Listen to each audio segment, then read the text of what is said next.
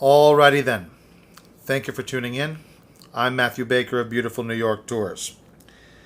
We've been talking a lot about the things that are closed, the things that we're hoping we'll get to do once the crisis is over, and we've talked about theater and sports and such. And it occurs to me that one nice thing that's been happening, not as nice as being able to do it in person, of course, but better than nothing, has been that a lot of the great museums in New York City and elsewhere are putting their collections online. They are digitizing the experience to the degree that they can and offering virtual tours, not unlike these videos that I've been doing, although, of course, they have a lot more resources than I.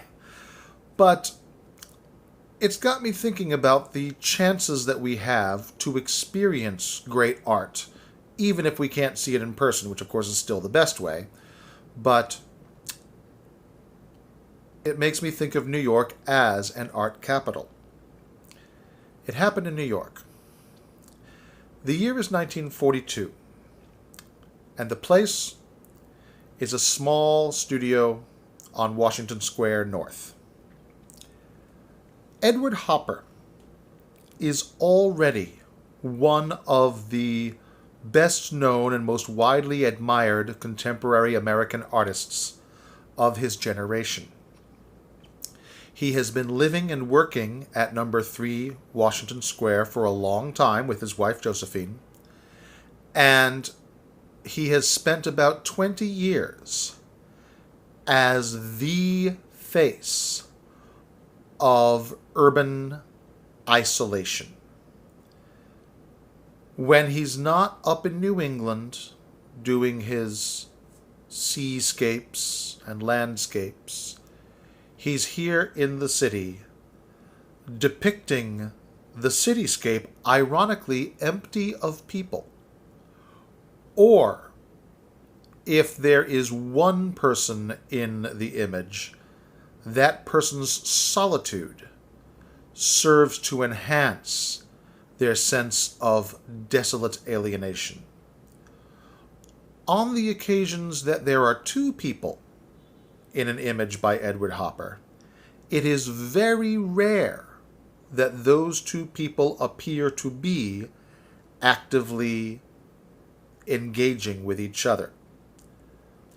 When he had people in his paintings, he would often say that the figures mattered far less to him than the light that was cast across the wall. He was always more interested in light and shadow than in the subjects he had chosen to paint.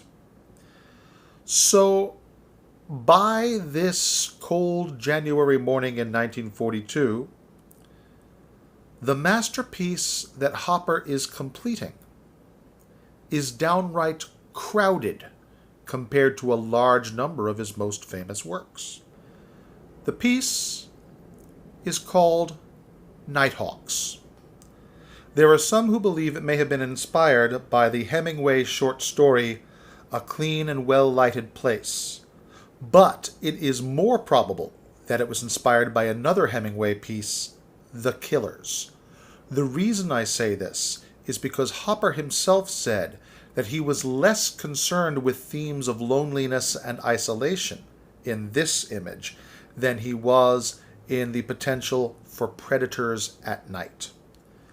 Knowing this makes one take a longer look at the painting. Traditionally, we look at Nighthawks and we say, 4 strangers in a diner at night. But now we wonder, are they really strangers to each other? Do they know each other? Are they dangerous to each other? The man seated closest to us seems the most sinister because we cannot see his face and we wonder what he might be up to. Do the two people sitting closer to each other know each other, or are they close merely by physical proximity? Well, here's an interesting tidbit. Hopper and his wife Josephine were the models for these figures. Hopper used himself in a mirror, and his wife sat for him, as she often did, for various figures in his paintings. So the close personal connection they had to these figures might be a comment on what these two people mean to each other within the frame.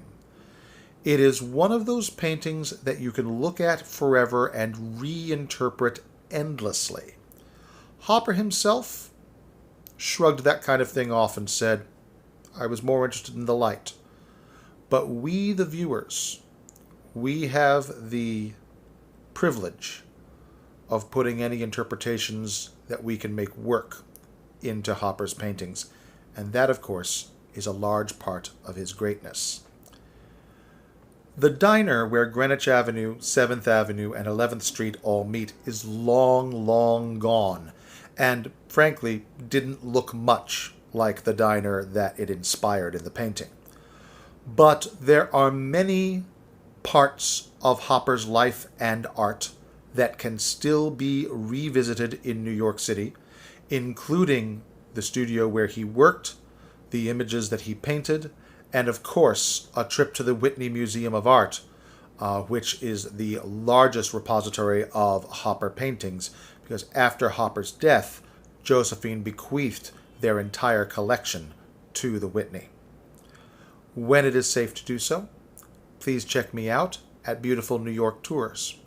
You can search Beautiful New York Tours on Facebook or email me at baker.tours@yahoo.com. Again, that is baker.tours@yahoo. Thank you very much.